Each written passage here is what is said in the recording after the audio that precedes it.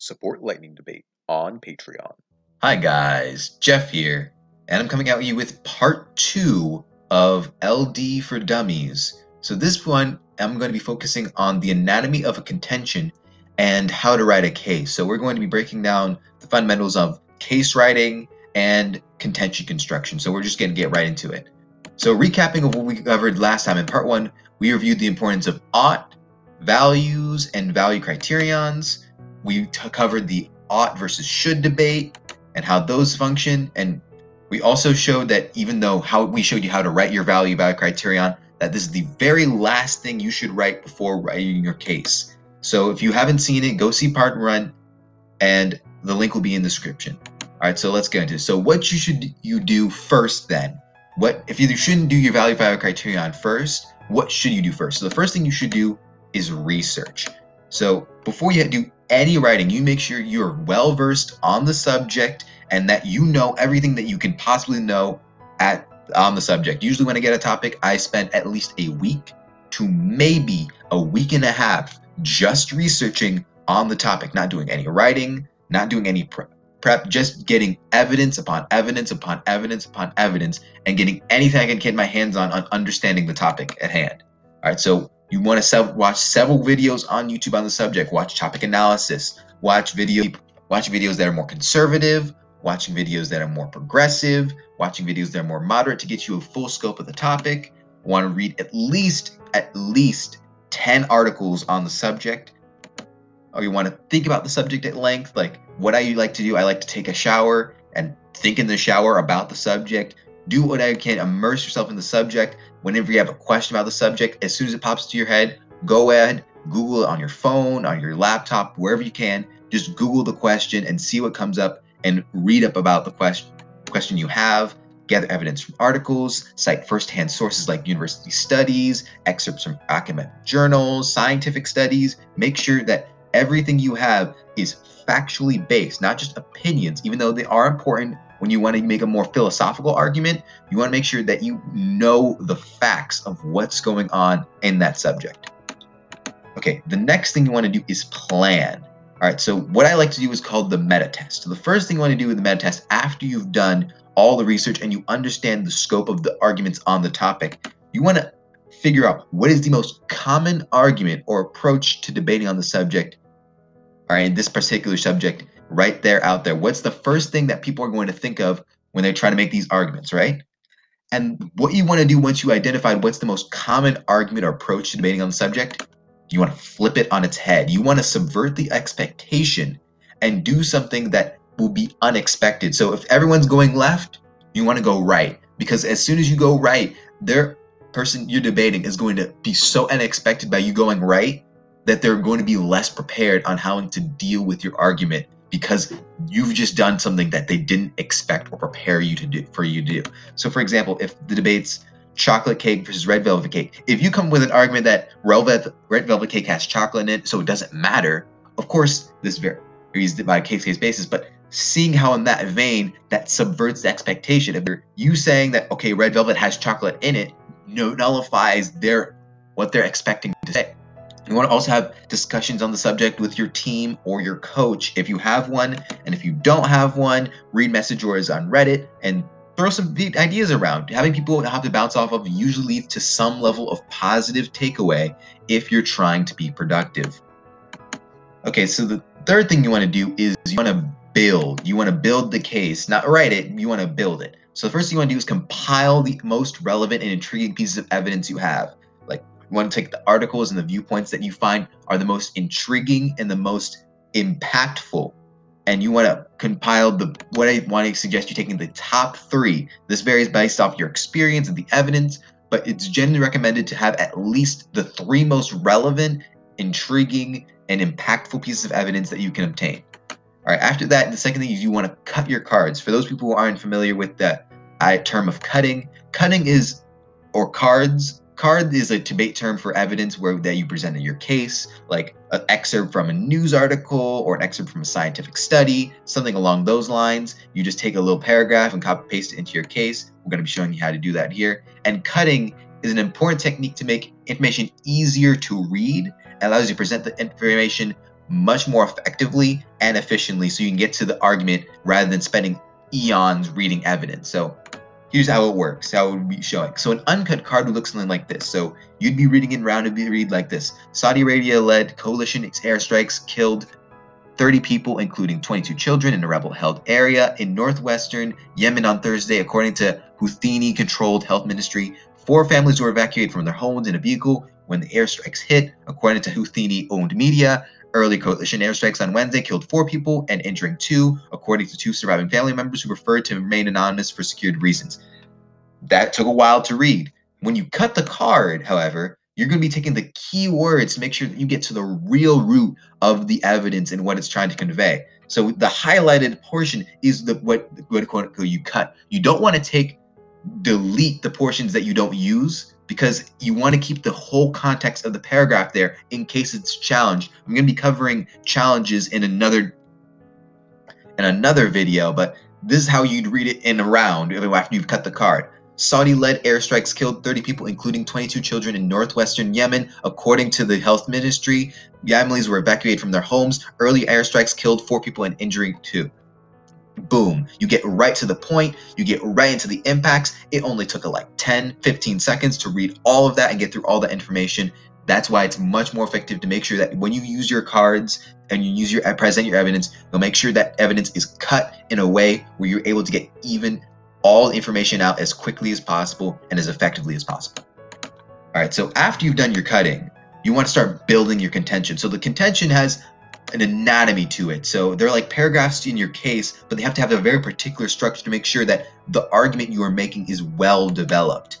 So most affirmative cases have around 3 contentions, and most negative cases around 2 contentions. And the reason for this is that the neg has to read a case and make a rebuttal. So cases have to be shorter to accommodate for the weird structure of the timing. So this is the anatomy of a contention. The first thing you want to be talking about is the tag. This is the heading for your argument, and this is how you're going to introduce your argument. You're going to, when you read your tag, you're going to say contention 1 and then whatever the tag is. So what your tag should be, it should be a 1-2 word phrase that quickly summarizes your argument. You want to get snappy, get to the point. Think of it like a newspaper headline. You don't see newspaper headlines with paragraphs in there. It's at maximum, just a sentence with maybe 5 words in there. So a contention would be contention 1, oil. Contention 1, supply shock. Contention 1, economy decrease leads to war. Something like that. You want to make it snappy. All right, so after the tag, you want to have the warrant. The warrant explains why your argument relates to the issue in the debate and how it relates to the debate. So you want to talk about why this argument or why this topic you're going to cover actually has any relationship to the debate. So the third thing you want to put there is your evidence. This is where you're going to put your card. And you want to put your card the same way you had before, with the highlighted or bolded or however you like to make it. But you want to make sure that you only read the words that you're highlighting or bolding or underlining, and keeping the full context of the card for challenges. And you want to just copy paste that right there in the same format I showed you in the earlier slide. And the fourth thing would be the link, which is here you would connect your evidence to some form of impact or consequence. You want to ask yourself, okay, what will happen in light of this evidence if you affirm or you negate? You want to show that the evidence shows that there's going to be some level of consequence based off the argument you're making and the evidence you're presenting. And the last thing is the relationship to the value criterion, that the last thing you write in your case, you only can do it when you have a value and value criterion, and you can't have a value criterion unless you have contentions. Okay, so let's put in an example. So let's say the resolution is airstrikes ought to be banned based off the evidence we already have from the previous slide. So contention 1. So the tag would be contention 1 Yemen. That's all you say. That's all you want to do. Want to make sure it's snappy and gets to the point.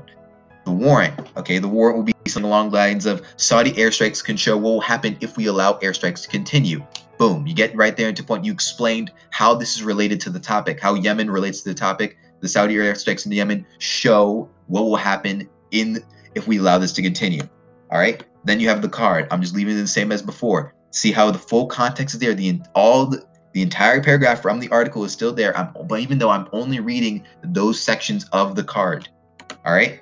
And then we have the link. All right. The link is why the impacts of this. Okay. If we don't ban airstrikes, more and more people will be killed or harmed, and more people will be displaced around the world. All right. You see the impact. Okay. If we don't do X, then Y will occur. That's what you're going to show with link, right?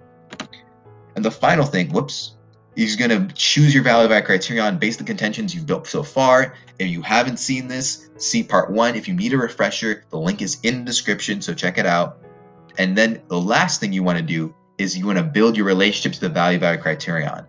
So you want to link your contention to your value, and it follows a because, then, so format, similar to hypothesis in when you're learning science. So an example would be, all right, if your value is peace and your value criterion to be the preservation of life, your relationship to the first contention in the previous example would be something along those lines. Because allowing airstrikes will get more people killed, then we cannot preserve lives and attain peace. So we must affirm the resolution and ban airstrikes. It's very simple. It's usually one sentence, but it makes the world of difference, because for a judge, it's really difficult when two people make really good arguments, but they don't tell you why you should vote a certain way. If you make this relationship, you're telling the judge, you are voting this certain way because of this. This is the most important thing you should be doing. This is what you should be looking at, and these are the impacts you should be focusing on. And because of that, you're going to see more and more often people who use the relationship and tie their contentions back to their value by criterion end up winning more and more rounds. All right, so then the next thing you want to do is the revising and editing process. So after you've written your case, you want to make sure that you have adequate timing. An affirmative case should be around 6 minutes long. A negative case should be about 4 minutes long. The reason why is because as a negative, in your first speech, you're going to have 7 minutes to speak. So you want to spend at least half your speech making your case and a half your speech making rebuttals against the affirmative case. And since the affirmative covered about 6 minutes of argumentation, you really want to spend at least a minute to rebutting every 2 minutes they speak. That will at least give you at least a decent ratio to cover all the information they go on in their 6-minute speech and try to quickly summarize what they went over. So you want to make your negative speech far shorter than the affirmative speech, so you can make sure you make use of your time to speak.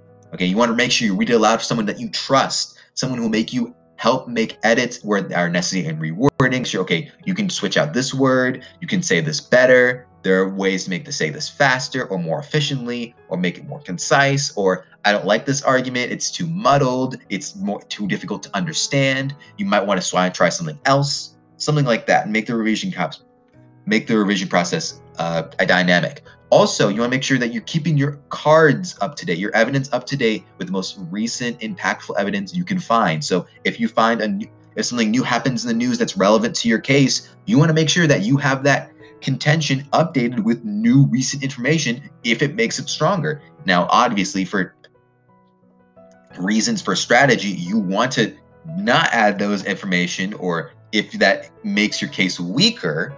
However, if it makes your case stronger, you want to make sure that you want to add it into your case, or at least know about the information so you know how to handle it if someone brings it up. Okay. Another thing, like a practice I would suggest, is in case if you don't have people to help you practice debate, is debating against yourself with your AF and neg case, just to get a better understanding of your strengths and weaknesses. And it also helps you get more fluent and accustomed to how your cases work, and it helps you build confidence when you're reading your cases.